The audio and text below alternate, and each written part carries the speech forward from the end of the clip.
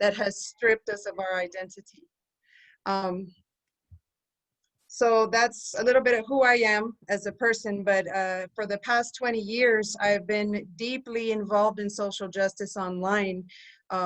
In Texas, back in the early 1920s, Monsanto, when it started to become Monsanto, decided to experiment making chemicals in a barrio, in a Chicano, Mexican-American, Mexican barrio in Texas. And I came to find out about it in the early 2000s. And I just picked up a cheapy little camera and I started documenting. And then I taught myself websites and then I started sharing that. And now 18 years later, I'm in this bridge between the tech world and the barrio, and people that are really suffering, but that really want to help, get their voice out there. And I work now with tribes all across the world, very quietly from the back, behind the scenes, to arm them with technology as a tool. Not for me to control it as someone who knows tech, but to help get them the power to control it themselves. Because Facebook isn't going to cut it when it's life or death, right? So I'm in this space of digital resistance. It's what I call it, is social justice, digital resistance. But I'm also in this other space of creation resistance, right? Because as a Chicana, it took me 30 years to find out who I was and what it meant and what I should be doing, and I felt very angry for a long time. And coming from Texas, it's a very racist place. Like, you grow up angry, and there's all these, I don't know, isms and just a lot of things that we as people that have been stripped of our identities and our cultures have to deal with. Now that I've been in Mexico for 8 years, it's been a great experience to step into this territory, not as I don't see it as my motherland, but I see it as my relative, perhaps an abuela or a great abuela. And being Chicana in this space has been one of the most liberating things I've ever felt. And so from here, I do my best every single day to dismantle the capitalist, white supremacist patriarchy that is the United States. So an example of some of the things that I work on range from, like I said, documenting a community telling their own story about creating chemicals and everything that happened to them, and the way that it has affected their DNA for generations, from heavy things like that. Like, how do you step into a space with a camera as someone's dying? That's very heavy, and then being Chicana, being Mexican American, and getting into Chicano studies, you start to see there's layers that you peel back and there's pain, and so part of, I think, that our work and our responsibility as a digital generation is to perhaps digitize and capture those stories, even if they're painful, but then curate them and mold them in a way that can make medicine. And by doing that, we're filtering a lot of things, right? And this very Western way of separating spirit from work and separating spirit from intention is not going to work in a situation where it seems that there's a lack of morality in, the big, in society, right? And I think that part of this calling that we all have to find out who we are, that drumbeat we hear inside ourselves, right? We ask, like, what am I supposed to do? What am I? Where am I from? Who, what is this I hear? At the end of the day, it doesn't even matter the tribe. What you're hearing is nature, and what you're hearing is thousands of years of relationship that your ancestors had with the land that are still speaking, because 500 years of colonization isn't going to take that. And so here we are. And the big question is, what do we do? We are the result of survivors, whether we're in Mexico or wherever part of the continent we're at, we're survivors, and we come to the table now with this urge to reconnect with the past, but we're also a bridge to the future. And so, you know, everything we do affects the 7 generations back as much as the 7 generations forward. And it's not a coincidence that coast to coast, people like you, people like me, people that didn't grow up in our ways are asking questions at the same time. We're all hearing that drumbeat, you know? And so I've just reached a point. I work for myself now. I live humbly, but with integrity here in Mexico, and I'm able to support my children by supporting communities in crisis and indigenous communities who are trying now to do work around the rights of nature, which is basically giving personhood within the Western legal frame, giving personhood to nature so that it can be respected.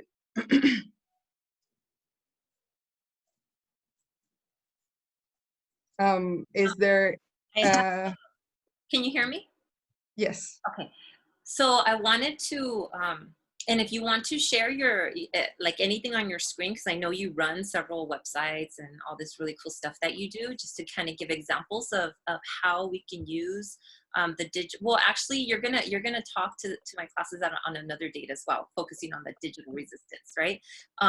But more than anything, like right now, we've been talking a lot about what it is to be Indigenous and how that was stripped from our identities, and then how like what steps can we take to recover from that and to really embrace our indigeneity, and how can we decolonize our identities, and what has your experience been with that, and any advice, consejos that you can give these students about that? Because they're just, Sure. you know, for most of them, this is the first time that they're taking a Chicano studies class and learning about this. So they're just really scratching the surface. And so this is all very new for most students. Yes, okay. So I, in addition to supporting communities across the world with the tech stuff, I run networks and I help share news that other people that are doing good work in the community are doing. I spread it on the internet because the way the internet works, there's not really competition. Everything, all the algorithms, everything revolves around keywords, and each of us is our own unique library of keywords. So the more we share each other's work, and the more we publish on our own platforms, and then share, we're leaving a mass digital footprint that it's not going to be able to be burned. You know, they burned our codices hundreds of years ago, but what we're doing now is immediately shareable, immediately printable, immediately, you know, documentable. There's no taking that away once it's published. So out of the several networks I run, one of them is called Chicanation. And let me see if I can take over the screen here. The screen. Okay. Can you see my screen? Yes. So Chicanation is where I kind of curate what's happening in the community, pretty much anywhere that identifies as a barrio or people that identify as Mexican, Mexican American. I try not to get too into the labels and stuff. I understand that everybody's at a different place with how they self-identify. Coming from San Antonio, coming from the 80s generation, you know, we used to say we were Hispanic. We used to say Latino, we used to say all those things because that's what we were taught, you know, and things change as the more you know, the more you grow, and the better you can do. So I don't use those labels, but I try not to like get into that politic here, because the goal is awareness and decolonizing, which means like, well, for me, it's reestablishing that connection to your roots, but also to the territory, right? And then also as a brown woman to this territory and to this land. So Chica Nation kind of perspective going on. And we cover things from coast to coast. I have some cool stuff in there, like a PDF from the Mayan community out here in Mexico that I translated that has different recipes. that are for lung health.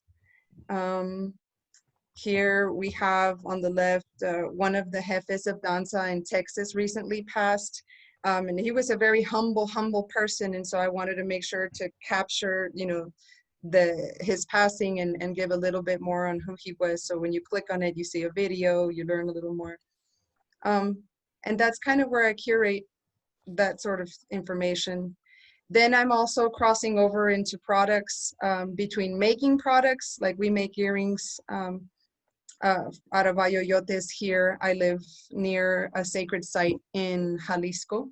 And so we work with the land, we pray with the land, we dance at the land. I birth my babies, I'm a home birther also, and I birth babies on the land. So there's a very intimate relationship there.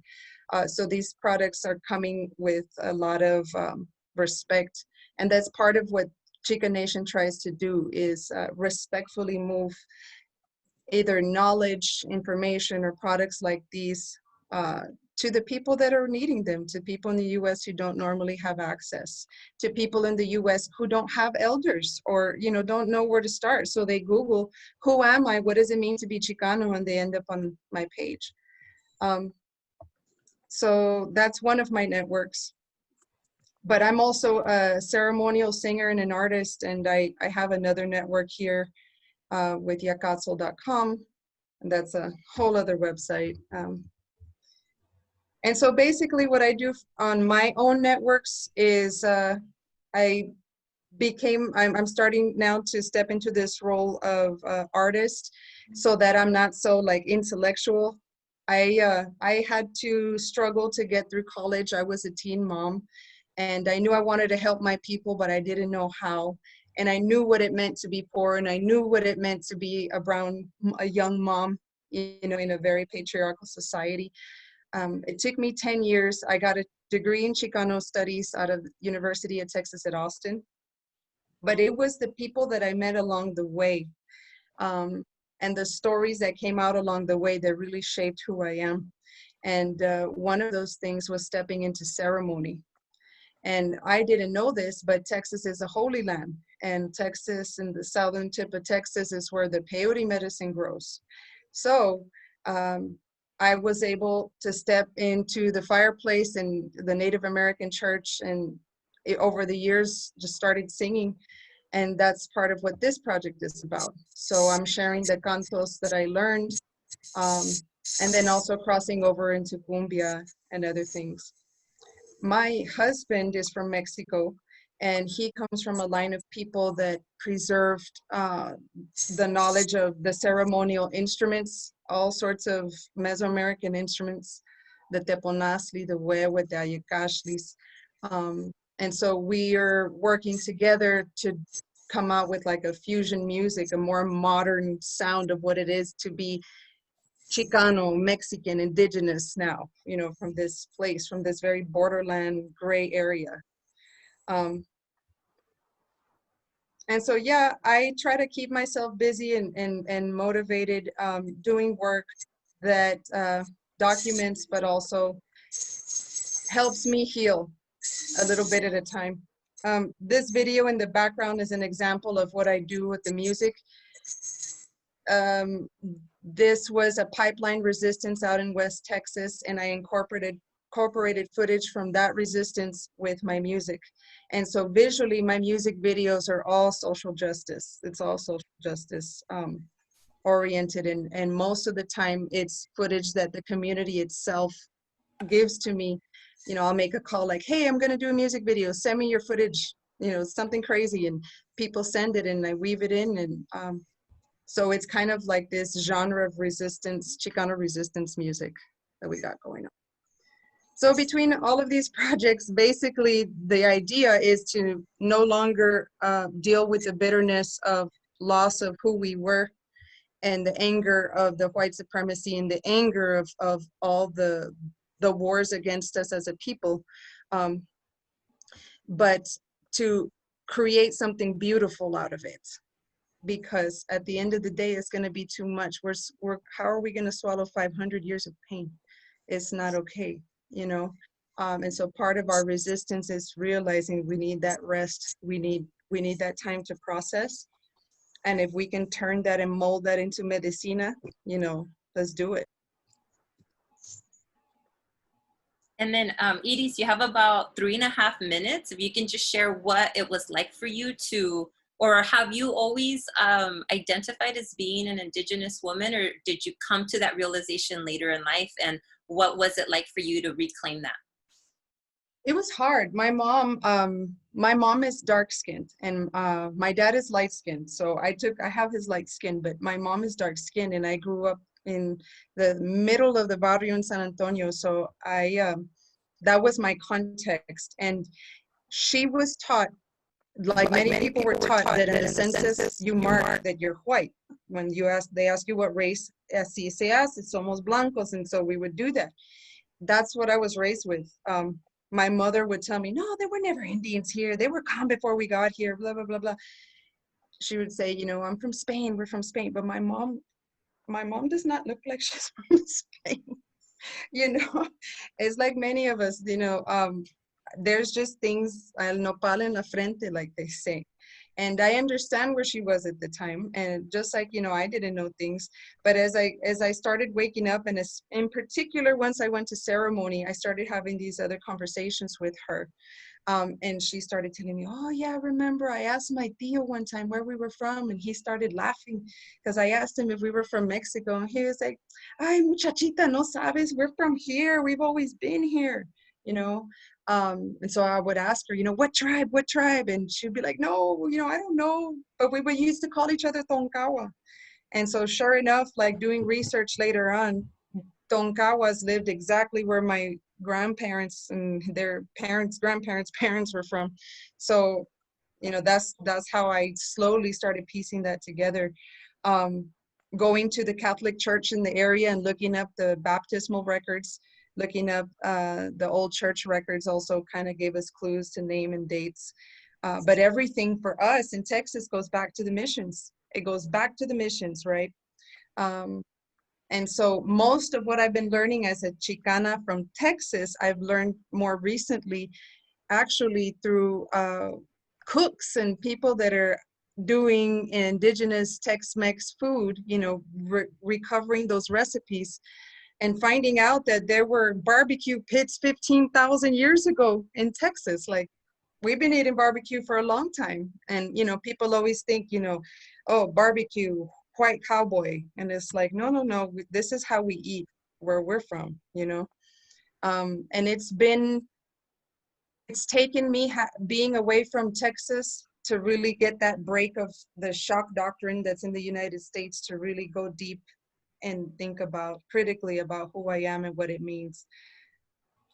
The funny thing is that when you step outside the border of the United States, all that identity stuff gets thrown right out the window. It gets thrown right out the window. And here it's something else. But by far, probably what has informed my identity now the most has been through being a mother and through reconnecting with the birthing practices of the partera tradition here in Mexico. I didn't know until I started having babies, but we come from a long line of queens and a long line of abuelas that know what's up. And women from all over the world will pay a lot of money to come to Mexico to talk to our abuelas out here with conocimientos that we have, you know. And so that's kind of where I'm headed next, through, you know, reclaiming the land through this land, reclaiming the womb, and reclaiming our ways as Mexican women of poder. The place I live is called Tonalá, Jalisco, and I didn't know, but it's a mountain called El Cerro de la Reina, because when the Spanish made it to the west of Mexico, there was a queen. It was a matriarchy. And here we are as Chicanos, like you hear Tenochtitlan and kings and Moctezuma and Netzahualcoyot and all these male names, but there's Sihualpili out here, you know? And so as a Chicana, scratching that surface has been like a whole journey into itself. But I just gotta say that keep scratching. If you're itchy and you wanna know more, keep scratching, and keep talking and keep sharing your stories. Because at the end of the day, that's the one thing they can't take from us, you know, that sense of comunidad. That's not, that's going to be impossible if we keep having conversations, critical conversations like this, con confianza, you know? Thank you so much, Hermana, for that. So students, we're gonna go ahead and open it up for you all for questions, comments, whatever you wanna share. So let's get a discussion going with Iris right now. So it's open to you all, students. I just wanted to say, Harry, you're using the music videos as an outlet for the social injustices. I think that's beautiful what you're doing, because you're making something that's like in a dark cloud, but you're making something out of it beautiful. So, and I believe that's very powerful, because a lot of artists nowadays, they don't really do that anymore. For example, like Lauryn Hill, she used to do that all the time with her music for all the social injustices that were happening to Black Americans. And that's why I look up to her a lot. She's one of my favorite artists, and you just doing that just makes me like feel even more empowered to do music and use my voice for good, and wanting to be an outlet for other people's voices that can be heard. And just like how the professor was playing that music before, I've never heard that type of music before, and I thought that was awesome. And I kind of want the link for the song so I could like give it to my friends so they can hear it and just use my platform for good, you know? And I love that. More power to you. That's so awesome. And I just want to tell you, you have, as a technological generation, you have an absolute power, this control in your hands that is hard for me to even describe. And I strongly encourage you to put your art out there, put your work out there. Channel, get it out, because we're not giving these messages, you know, for whatever reason.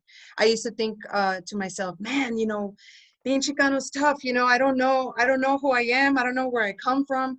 What is my tradition? What is, you know, and now that I'm in this space, kind of feel like we're a bunch of warriors here, like strategically placed in the belly of the beast. We speak the oppressor's language now. We speak the English, you know, we speak the technology. We're very strategically placed. So if you have those urges, I strongly encourage you to put it out there. And if it's something that is community-based, I will happily share it on Chica Nation or our networks.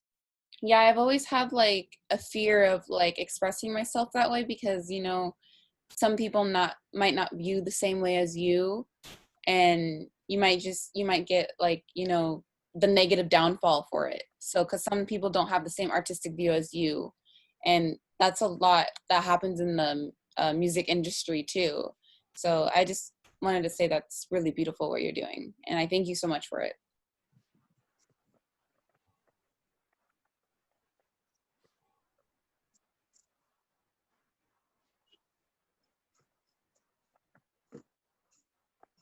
Professor, you're muted. I'm sorry, I'm muted. Okay, thank you. So I want you all to think about just kind of what you've been experiencing in the last few weeks in class, and like really thinking about your own identities, right? On day one, we talked about all those labels that they impose on us, whether it's Latina, Latino, Latinx, Hispanic, and how they're European, Mexican, Mexican-American, like whatever those labels may be. And most of you come from Mexican or Latin American descent. And when I asked any of you if you identified as Indigenous, none of you raised your hands.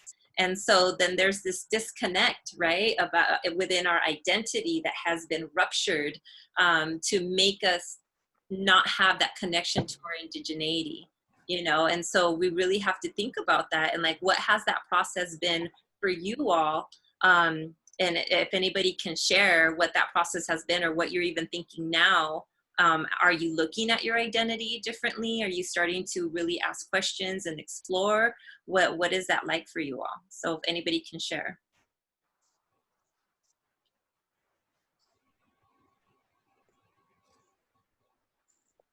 I can, if it's okay if I could talk again. I don't know, I don't want to take like the spotlight from people or anything.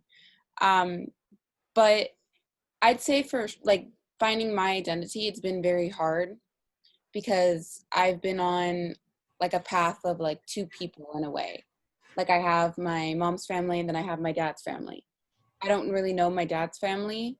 So that's getting like to the personal side. So I really haven't looked into my ancestry, but hearing your story and seeing that you moved to Mexico and you like found who you are through the indigenous lens, that makes me want to look harder into my history and see where I come from and to be proud of who I am, you know? And that's something that I shouldn't take for granted because sometimes I feel like I'm a book without any pages. And I want my pages to be written in and to find my story and to see who I am. And that's something that I'm going to be doing now more often. Beautiful. Thank you for sharing, Taya. Other folks that want to share? I really liked what you were saying about how putting everything out on the internet, now it's out there forever, and how everything is like at our fingertips. So we have the ability to fight back in a more, I don't know if I want to say more powerful way, but maybe in a more accessible way.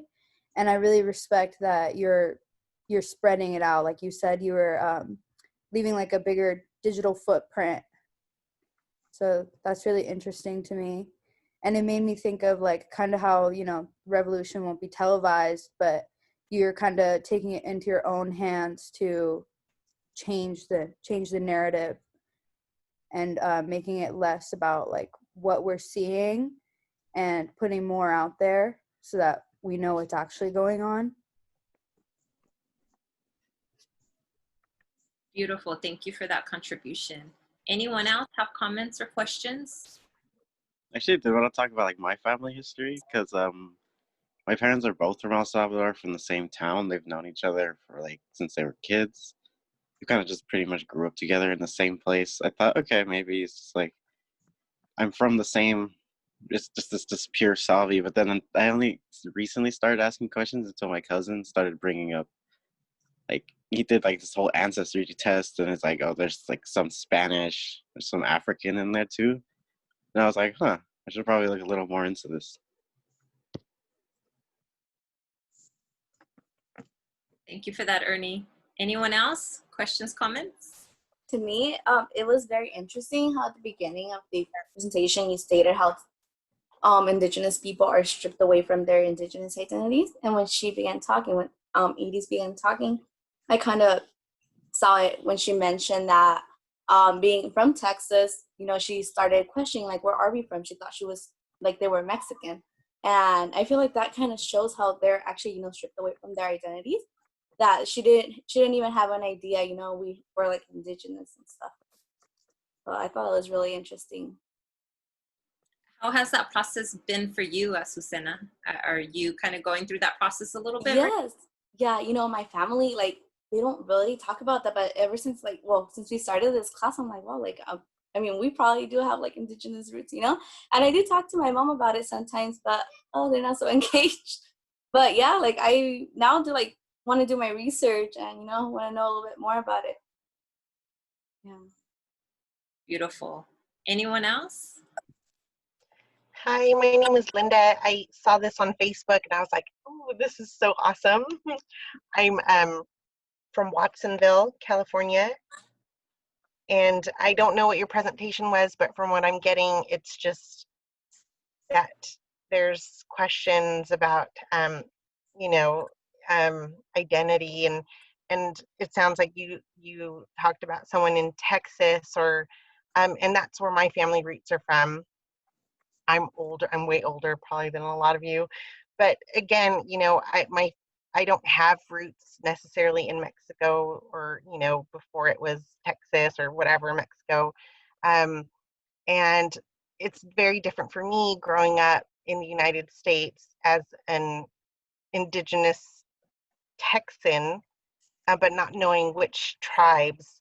And then it's such a different experience for me and my family being not my immigrants, but growing up Texan and then, you know, coming over to California. it's a much different, I don't have like the immigrant experience. But we also don't know where we're from as far as tribes. We know we were removed from our land. And then, I did Ancestry, and it's like anywhere between 56 to 63% Native, another like 10% African, another 20% Spanish, and like a couple other little drop like Portuguese, 1% here or there. And it's kind of like, I really wish we knew, and any records that I end up finding, all of my ancestors' names are spelled wrong, or it's, different. So you never really can't, it's very difficult to find how far it goes back. Because I think they just kind of lumped everyone together. But at the same time, working in Watsonville, where it's a large immigrant first generation community, it's very difficult for them to understand why I am how I am. In my experience growing up as like a brown person, not an immigrant, and then also the same discrimination that my ancestors had, like as African Americans, the same type of racial discrimination, and so they don't get that part either. You know what I mean? It's kind of leaves you're just in this in between, and so I'm like 43, and I'm still like, darn, I still am looking. I'm still looking. So I appreciate that you are young, a lot of young people in here questioning, and I was questioning at your age, and I'm 43, and I'm still trying to find. That's how difficult it's been. Thank you. Thank you for joining us, Linda. So students, just so you know, I was trying to connect our Zoom video to Facebook Live, and for some reason it's not connecting, but I did in the comments provide the link to our class. So I think that's how you found us, right, Linda? Yeah, okay. And so we might have a few visitors in here. I think I saw one of my Aztec dancers in here too. I think I saw Brian. So we might have a few visitors in here. So yeah, and this is the beauty about sharing our virtual learning space with the public, right? Because people don't have access to this information. So y'all are so lucky, myself included, to be learning and to be sharing with one another and putting our collective memories together to unpack everything that makes us who we are. So I really appreciate that, and thank you again, Edie. So we're gonna hop over to Dr. Cintli's presentation. So he has some time as well, and then we can do a Q&A with him as well. Okay. So just keep track of what's happening afterwards. So those of you who haven't spoken yet, be ready to share some commentary when Dr. Cintli is finished, okay? Dr. Cintli, I'm going to hand it over to you. Is my video working? Yes, it is. We see you. All right, because I'm using my phone instead of my computer. Okay, we see you. Yeah, okay. Well, I should show you where I'm at. I'm visiting right now. Wow, that's beautiful. Yeah. It's quite amazing here. Anyway, saludos Iris and also Veronica. Yeah, well, in a way, we all share similar stories. I guess we're all on journeys, of trying to figure out who we are and all that. There's a lot of people or native peoples like on this continent who know precisely who they are. That is, they don't have to do a lot of searching, because they're raised in traditions. Now, most of us from the South were subjected to an intense colonialism, imperialism. I mean, actually, probably the one term most of you have not ever heard of is called reducción. And again, I don't know if you've heard of it before, but that's essentially what our ancestors were subjected to. And we'll give you most of the answers as to why we don't know who we are, etc. A reducción is, if you know anything about a boarding school, that's what Native Americans, American Indians were subjected to. Well, that's exactly what happened to us, except for at an earlier era. That is, most of the boarding schools were from the 1800s and the 1900s. But in the South, the reducción, that's another word for mission, meaning reducción has two meanings. One is like our ancestors were scattered throughout the land. And with the reducciones, everyone was corralled from everywhere, brought to an area called the mission. And so all of a sudden, people were in one enclosed area. And then that's the physical aspect. The literal, or rather the what resembles the boarding school would be what they did to our brains, what they did to our minds, our heart. That is, from being native, they took that was us and converted us into Christians, or what today we also call Europeans. But it really was a religious thing. They wanted our souls, literally. I was going to get on a tangent about ancestry.com. They want our souls. So, well, then we'll have to deal with that another time. But again, that's another story. But literally, that's what this was about. This colonization was the taking of the land and the taking of our souls. So why don't we know our tribes, etc.? Because that was the whole point, to destroy everything. But ironically, see, the thing that I specialize in is maize culture. They destroyed, or they thought they destroyed everything because they thought, say, a book. You take any book, you burn the book. And I think in their minds was like, we got rid of the knowledge.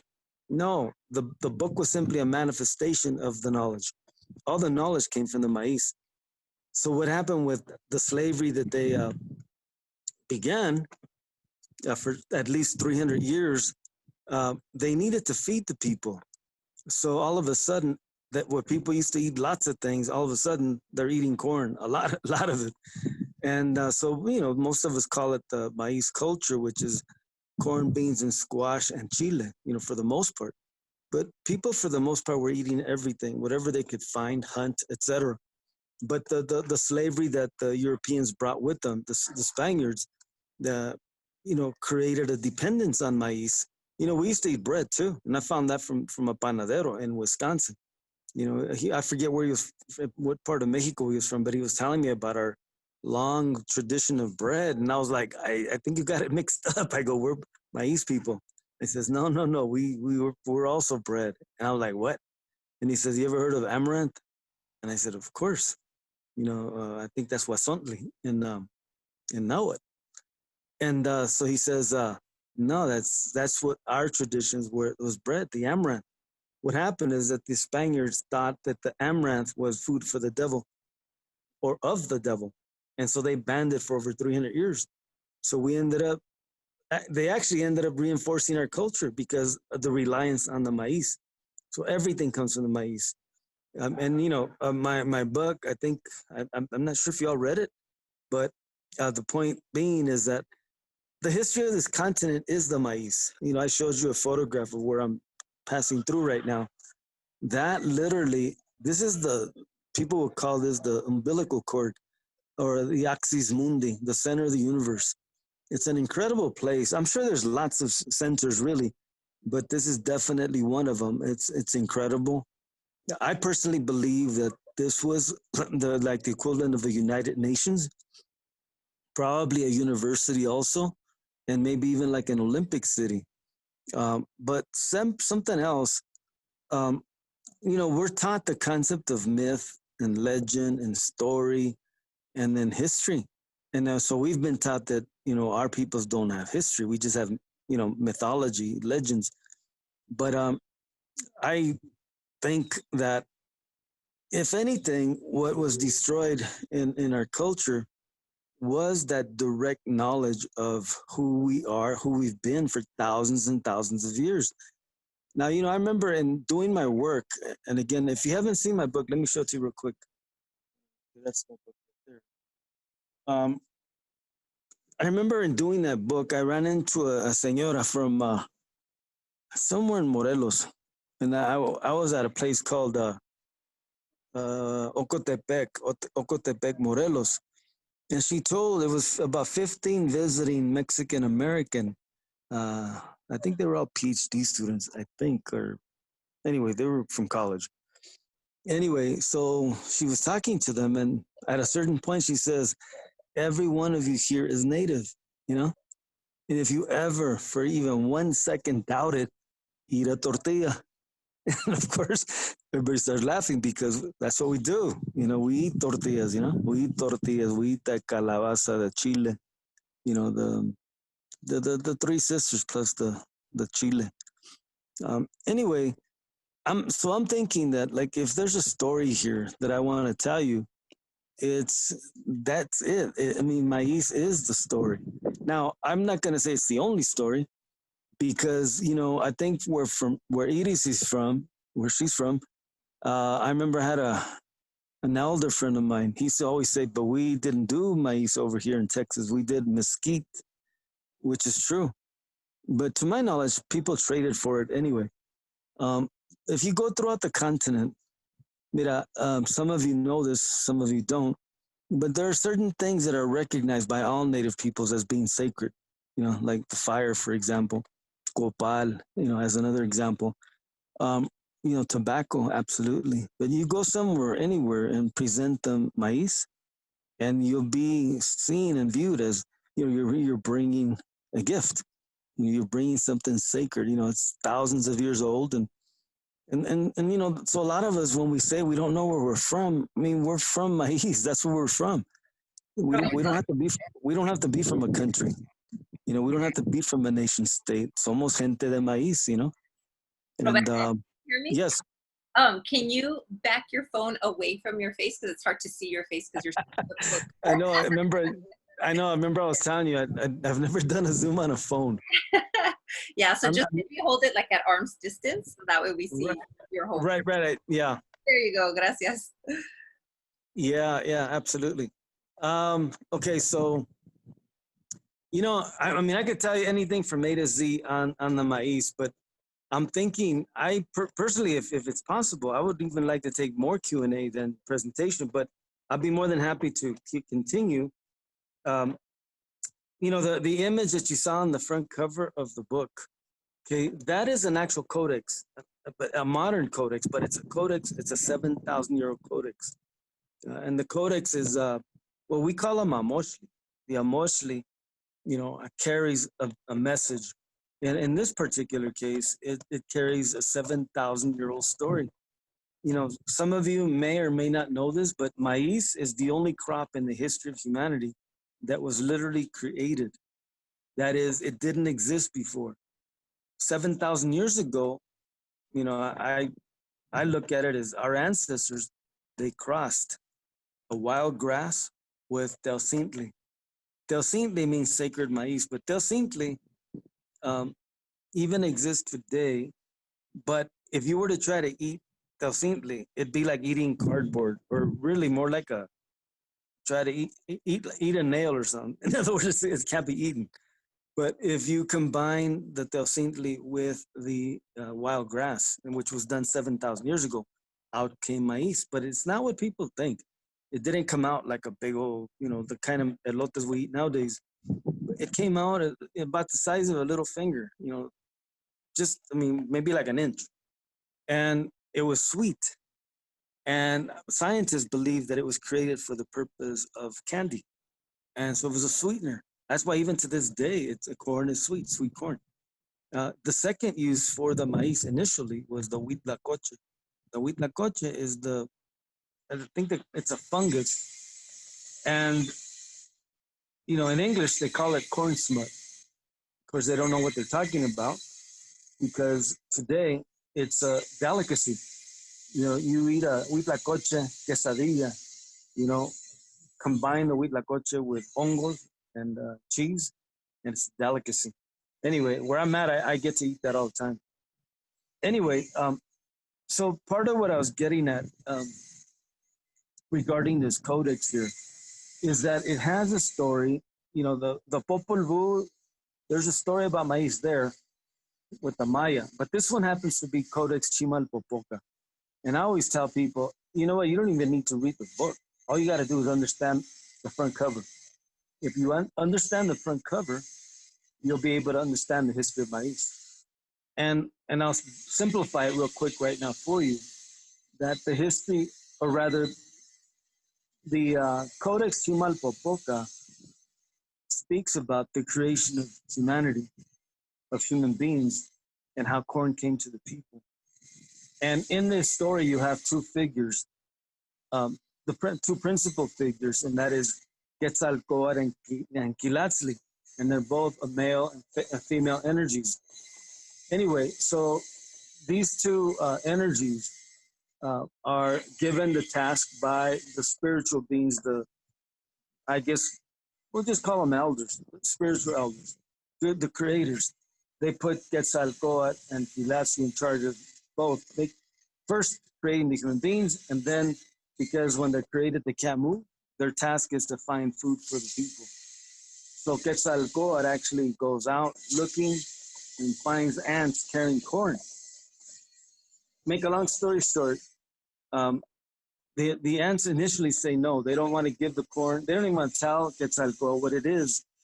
And so then after I had this story, I remember thinking to myself, you know, bees and ants, they're very cooperative. So it seems counterintuitive that the ants would not have assisted Quetzalcoatl. And so I asked all the elders that I knew, from Morelos mainly, but different places, about why the ants said no to Quetzalcoatl. And all of them said, we don't know. We've just been told that's the way we've been told the story. So myself as a storyteller, I said, well, then I'm gonna provide the answer. And so the answer I provided was that the ants didn't want to give humans the corn because they thought one day the humans would hoard it all for themselves, and one day they would sell it, and then thirdly, one day they would genetically modify it. I don't use that word or those words in the story. I just call it monster corn. They were going to create monster corn. When my book came out, the one I just showed you, the first place I went to was a place called Mexicayo Academy. And I spoke to the kids were 3 years old, from 3 to 8. I told them the story, and literally on the spot, they performed the play, meaning the same college material can be understood by a 3-year-old. And it's a long story, but the point being is that afterwards, you know, like, well, I've done this several times, but I always tell them, like, if you don't have a story, that's your story now. You know, I always ask them to raise their hand. You know, I don't, what you said earlier, Veronica, about how many of you are native. I never ask students that. I ask them, how many of you eat tamales? You know, and they all raise their hand. I go, how many eat tortillas? You know, they all raise their hand. How many like chile? All raise their hands, you know? So without telling them, in the end, I think they understand that's who they are. And so when people tell them to go back where they come from, it's like, how do we go back? We're here. We've always been here, you know? And literally, what do scientists say? We are what we eat. In other words, within us are thousands and thousands of years of food. You know, our peoples in the South brought that maize probably 4,000 or 5,000 years ago to the north, to New Mexico, to Arizona, and then all the way up to Canada. And they took it to Peru. One of the amazing things about the maize is it cannot grow by itself. It needs human care. I personally think ants are farmers too, but that's another story. Anyway, the point being is that, like, for maize to get from, say, southern Mexico to, say, the Kansas City area, the St. Louis area, there's a big, huge pyramid called Cahokia, and there's a big cornfield in the front. And all the rangers, they'll say, oh, there's no relationship to the South. And then I tell them, well, how did the corn get here? And they don't even know what to say, because corn did not get created twice. It was created once, and it's spread by humans everywhere. So the idea of being connected, absolutely. You know, we all have unique cultures. Some of us have cultures that are more intact, like, say, the Navajo, you know, as an example. You know, but that doesn't mean that we're not native. It just means that they did a good job. The people that did those reducciones, you know. I always know, remember what I told you about that elder when she says, if you doubt it, eat a tortilla. So I don't even think you need to do that because you're already eating that, you know? Anyway, so the point about all this is that at one level, Maize, I think, kind of provides the answers to everything about who we are, things like that. And like I think Iris mentioned, I mean, why even debate, you know? I mean, they got us spinning our wheels, you know, fighting with each other, you know, about a nation state identity. You know, I don't know. I stopped claiming a nation state identity years ago. Well, mainly because, like I said, I understood. Plus, you know, and I think Veronica, you asked Iris, or somebody asked Iris, like, when did you know you were native? You know, I don't know. I might have been born knowing it. Maybe I don't know that for sure, but I do have a specific recollection when I can absolutely say I knew for a fact. I was only 5 years old because when we came from Mexico, we used to get called wetbacks and mojados every single day. So I remember asking my father, you know, I go, how come they call us wetbacks, you know, or wet in Spanish, of course, you know, porque nos llaman mojados. And I think both my father and my mother both answered, no les pongas caso, you know, nosotros no, you know, we didn't swim here, we didn't swim across an ocean to get here, you know. And you know, it's just like I said, he didn't say specifically, but I understood at that point, you know, we didn't come from anywhere else. We're from here. You know, it's people that were saying those things that were from across the ocean. Now, I'll tell you this, I did get thrown off by the people that look like me, you know, because there was a lot of Mexicanos, a lot of Chicanos that look like me, and they would call me a wetback too. Or they would say they didn't speak Spanish. So I remember asking my parents again, I said, how come they don't speak Spanish? And then my parents, and again, this is about the same, it might have even been the same conversation, but because I was at 5.5.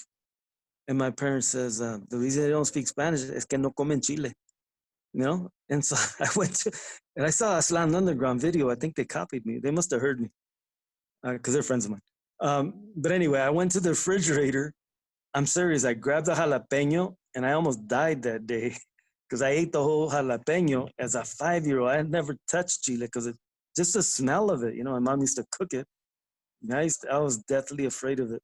But I said to myself, I'm never going to be like that, you know? And of course, later on, coming to know that Spanish is, technically, it's a secondary language, although it's very racialized and it's very Mexicanized. It's a lot of the foods from the Americas, a lot of the geography, a lot of the medicines. There are no European names for that. You know, that's why, like, if you ever hear the word like pinacate or jitomate, you know, any word that ends with a TE, you know, is usually náhuatl as an example, you know. Anyways, I don't know. Like I said, this is like, I teach a whole semester on this topic, right? So I could keep going on and on, but I think I can bring out more through questions if you want to switch, unless you have one first, Veronica.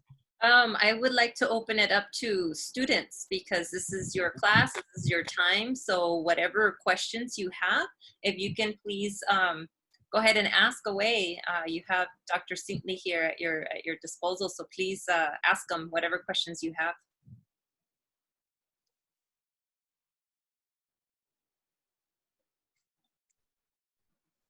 Don't be shy now. I'm gonna start calling names. I know you don't want me to. So go ahead and what's going through your minds right now? Like how is this for you as individuals? Like what are you thinking and reflecting on right now? What is this process like for you? Dr. Roberto, did you ever experience discrimination while you were going to achieve your education? Like what were like during your time, like the setbacks and sometimes like, or like the blocks that were happening during your time? How did that make you feel and how did you address those blocks? Well, I think I faced it twice in my lifetime at an intense level, but I think it's always been there. But you know, when you become, and I'll say it, it may sound funny to some of you, but when you become a warrior, you know, it's like you prepare to battle. So I think once I became that warrior, and that's what we call the Chicano Movement in the 60s and then 70s. Remember, I got here before the Chicano Movement. So I remember all that era before when Mexicanos, Chicanos, we used to be embarrassed, ashamed of who we were until finally somebody stepped forward and taught us that there was nothing wrong with that. Well, like I said, I got taught by my own parents, but I think a lot of people had not been taught by their parents. They were taught that they were Spanish or Americans or things like that. So it was rough, in the 60s, because I remember I came in 1960. So I think from 60 to 70, maybe 60 to 68 was the roughest. And then the movement for me at least started around 68.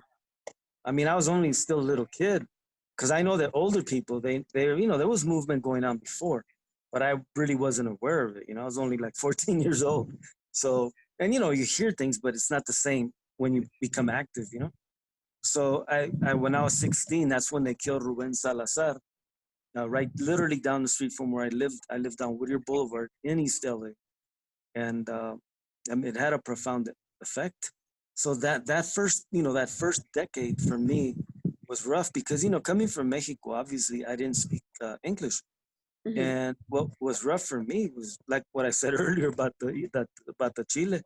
The Chicano in those days were bad as the gringos, they were vicious, and I'm not trying to downplay it, quite the opposite. They were vicious, and I remember thinking all the time, I said, boy, the gringos must treat them bad, because like, why would they treat us bad? We're not their enemies, I remember thinking that as a little kid.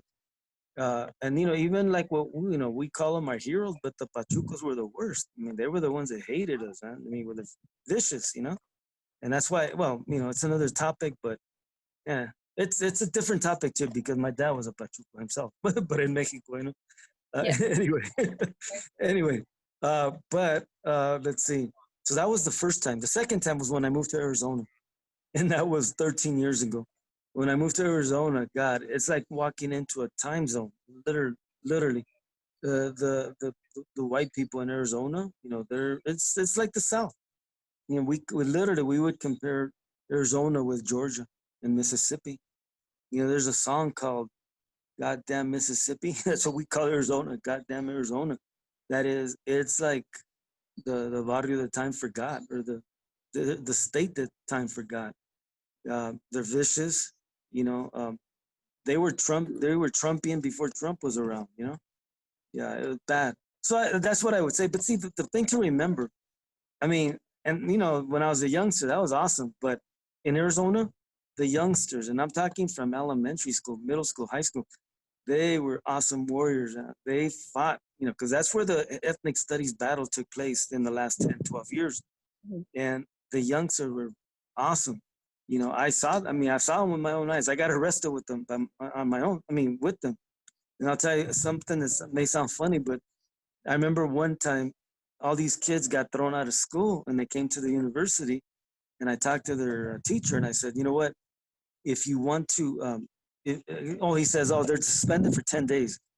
And I said, well, you know what, get permission from their parents. And if they can't get taught in their own school, in their middle school, I'll teach them in my class at the university.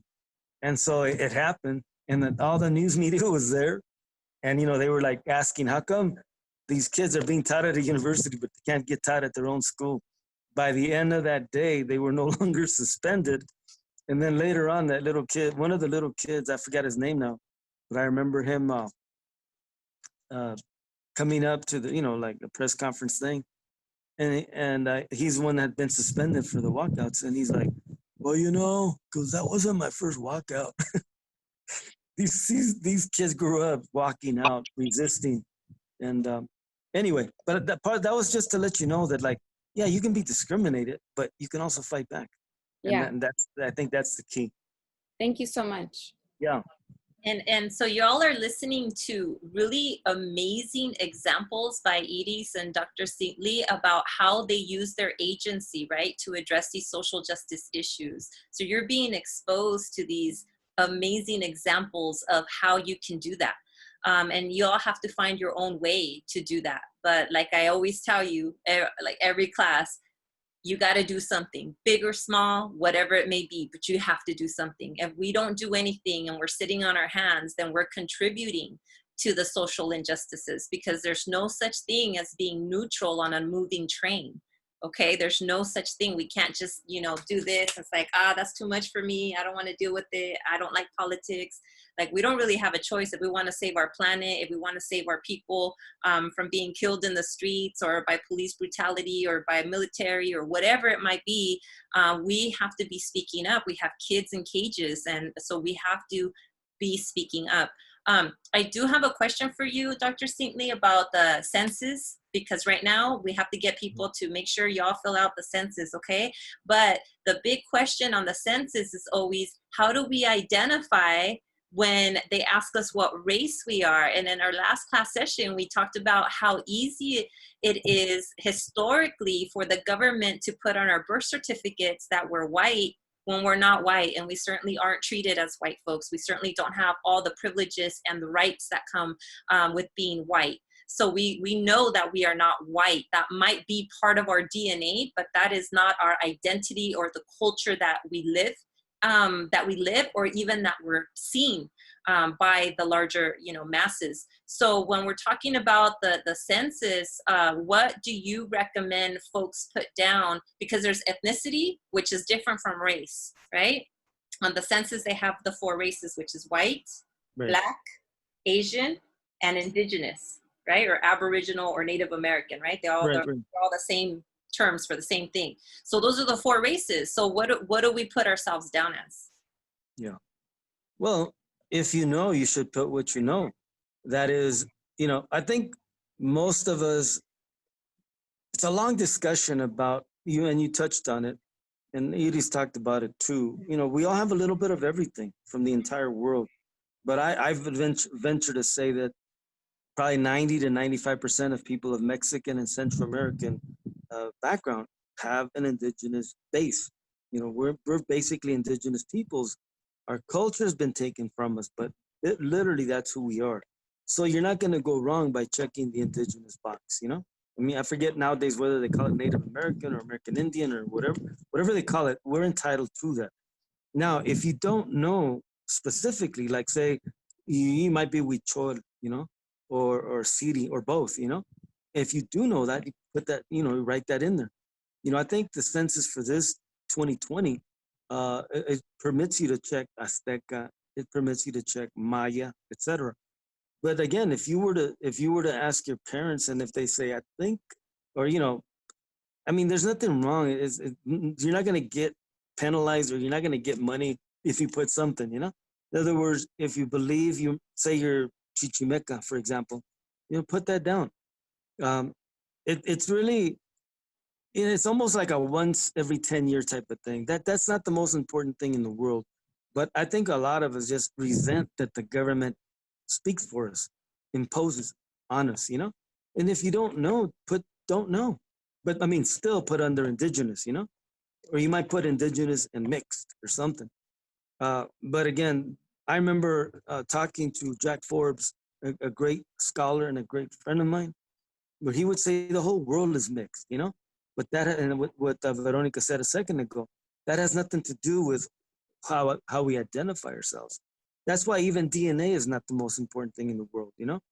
A lot. You know how they treat us in this country, as though we were living somewhere in the middle of Spain. You know, most of us have never been anywhere other than here. You know, so almost by default we're indigenous.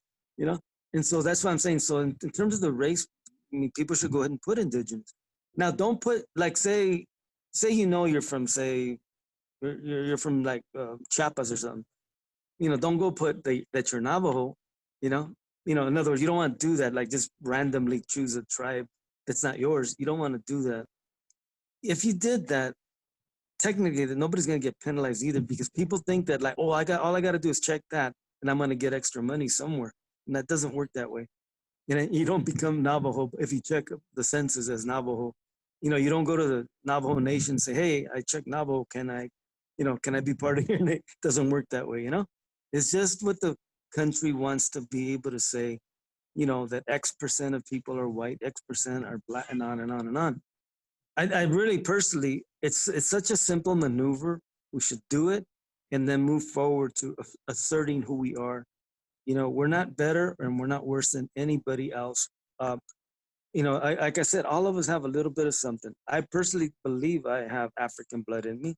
I believe I also have probably blood from the Middle East, you know, and all these different places. But I know at the core, at the heart, I'm indigenous. You know, I don't have any doubt about that. And I don't plan on getting DNA ever. If you want to ask me why, I could tell you, but I have no reason for that. Mainly because I've met all my relatives, you know. Yeah. So they're not DNA. I literally went to their houses and met all of them, you know. So I know my relatives.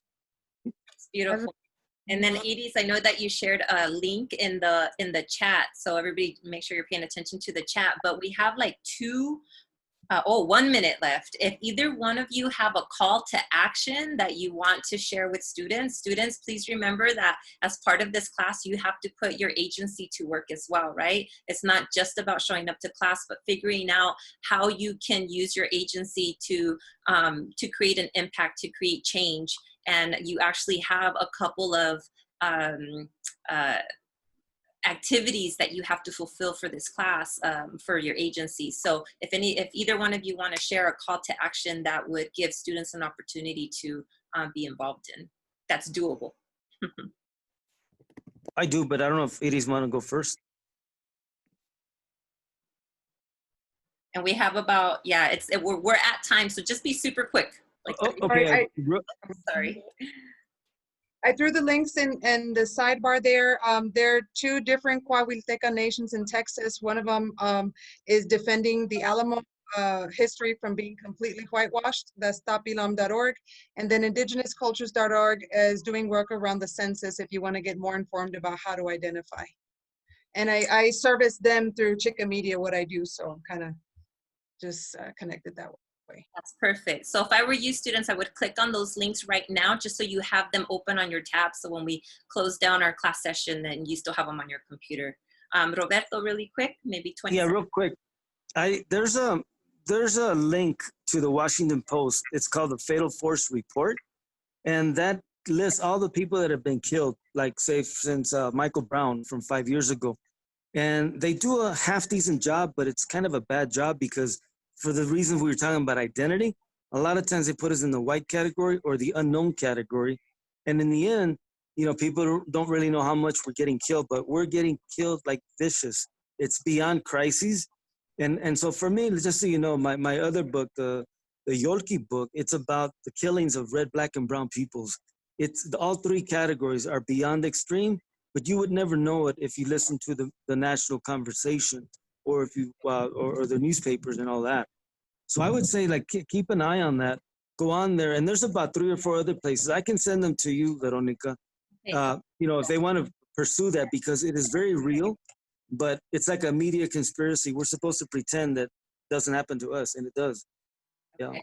That's perfect. Yeah, send me whatever you all have, and then I'll be sure to share with students. Students, you remember that you have to turn in your paper before 11:59 tonight, okay? So make sure that you do that. I wish we had more time for Q&A, but this was a great presentation and conversation with both of you. Thank you again for joining us. And I'll go ahead and if y'all want to say bye as you exit to our guest speakers, you can do that, and then I'll see you on Wednesday. And then Iris and Roberto, if you can hang on with me for a minute. Well, of course. Okay, goodbye, students. Thank you for hanging in there. Thank you. Bye. Thank you. Thank you.